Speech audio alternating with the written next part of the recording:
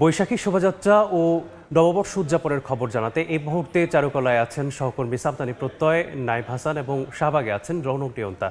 সরাসরি শুরুতেই যাচ্ছি রৌনক নিয়ন্তার কাছে।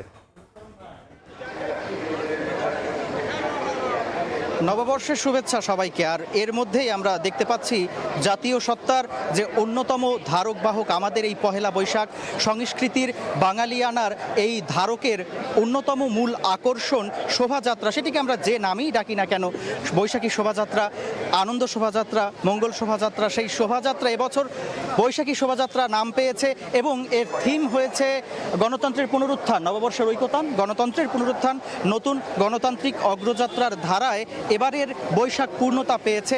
এবারে আমরা দেখতে পাচ্ছি বেশ কিছু মোটিভ তৈরি করা হয়েছে চারুকলা অনুষদের শিক্ষার্থীদের মাধ্যমে।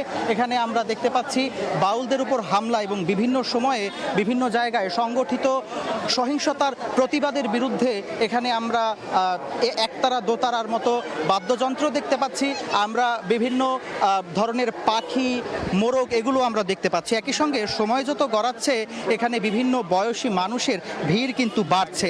একই সঙ্গে সকালের দিকে একটু বৃষ্টি হচ্ছিল, সে সময় ভিড় কিছুটা কম ছিল। সময় গড়াচ্ছে, আমরা এখানে নানা শ্রেণী পেশার মানুষকে আসতে দেখছি। তারা বেশ উচ্ছ্বাস প্রকাশ করছেন, তারা প্রত্যাশা করছেন নতুন বছর তাদের জন্য শুভ হয়ে উঠবে, নতুন বছর তাদের জন্য নতুন সুযোগের তৈরি করবে। এই বৈশাখ আমাদের বর্ষবরণ, বাংলাদেশের জাতীয় উৎসব, এই একটিমাত্র উৎসব যেখানে পুরো দেশ একযোগে মিলতে পারে।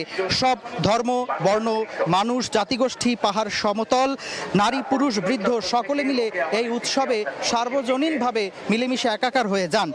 এই বাংলা নববর্ষ বৈশাখ বাঙালি জীবনের অবিচ্ছেদ্য অংশ। দিনটি শুধু নতুন বছরের সূচনা নয়, বরং এক নতুন অধ্যায়ের শুরু। এর মধ্য দিয়ে আসে নতুন সকাল, নতুন স্বপ্ন, নতুন সম্ভাবনা, গড়ে ওঠে প্রকৃতি মানুষের মেলবন্ধন। আর কিছুক্ষণের মধ্যেই আমাদের এই পহেলা বৈশাখের অন্যতম নববর্ষ আকর্ষণ বৈশাখী শোভাযাত্রা সেটি শুরু হবে। এই বৈশাখী শোভাযাত্রাটি চারুকলা প্রাঙ্গণ থেকে শুরু হয়ে শাহবাগ ঘুরে দোয়েল চত্বর থেকে আবারও চারুকলা প্রাঙ্গণে এসে শেষ হবে। আমাদের এই নববর্ষ মূলত ঋতুধর্মী উৎসব ছিল প্রাচীনকালে। এরপর গৌরেশ্বর শশাঙ্কের সময়ে নববর্ষ পালিত হতো। তারপর পাল, সেন আমলেও এই নববর্ষের প্রথা ছিল। মুঘল আমলে কৃষকরা চৈত্র মাসের শেষ দিন পর্যন্ত ভূস্বামীদের খাজনা শোধ করতেন। শুধু খাজনা শোধ এবং হালখাতা নয়, সঙ্গে মিষ্টিমুখ করা হতো। নবান্ন উৎসব হতো অগ্রায়ণ মাসে, যাকে কখনো কখনো বর্ষবরণও বলা হতো। মুঘল সম্রাট আকবরের সময় বাংলা সনের জন্ম নেয় 1584 খ্রিস্টাব্দে। তখন পঞ্জিকাবিদরা এটিকেই বাংলা নববর্ষের সূচনা হিসেবে আখ্যায়িত করেন। তবে এই বাংলা নববর্ষের আনুষ্ঠানিক সূচনা হয়েছিল সম্রাট আকবরের সিংহাসন আরোহণের বছর, অর্থাৎ 1556 সালে। সেখান থেকেই এই সনকে ফসলি সন বা পরে বঙ্গাব্দ বলা হয়। এখানে আমরা দেখতে পাচ্ছি নানা সাজে, নানা রঙে, নানা বর্ণের মানুষ এখানে এসেছেন।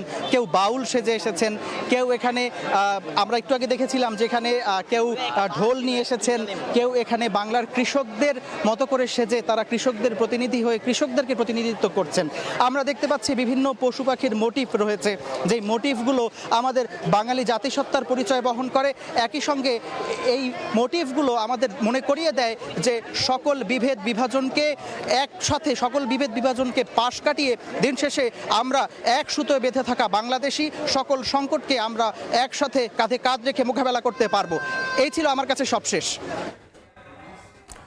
যুক্ত ছিলাম চারুকলা ইনস্টিটিউটের সামনে থেকে।